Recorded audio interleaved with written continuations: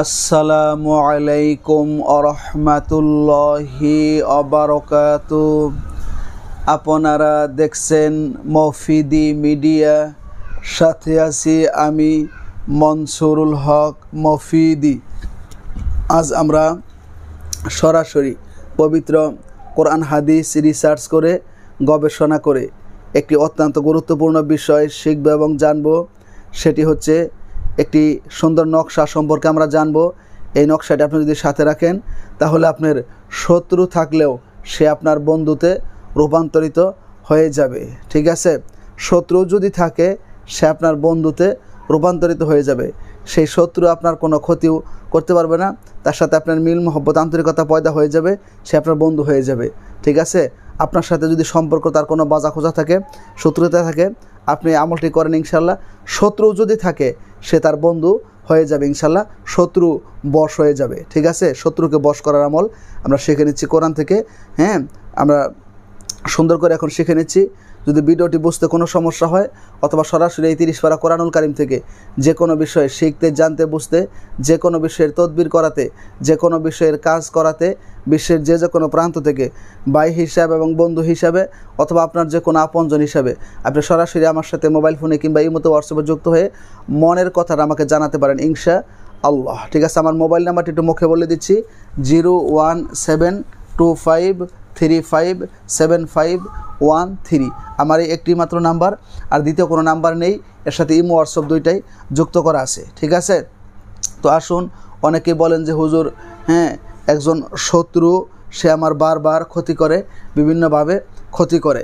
তো শত্রু যদি আপনার ক্ষতি করে, হ্যাঁ, এই ক্ষতি থেকে বাঁচার জন্য আপনি অনেক তদবির করছেন, হয়তো কোনো তদবিরে কাজ হয়েছে, কোনো তদবিরে কাজ হয় নাই। তো আজকে আমি যে একটি নকশা দিয়ে দিব, এই নকশাটির আপনি নিচে শত্রুর নাম লিখবেন। ঠিক আছে, নকশাটির নিচে শত্রুর নাম লিখবেন। ঠিক আছে, পাশে যদি আপনি তাকে বন্ধু বানাতে চান বা আপনার ক্ষতি সে না করে, তার নিচে আপনার নাম আপনি রাখবেন। এটা হচ্ছে আপনি লিখতে পারেন।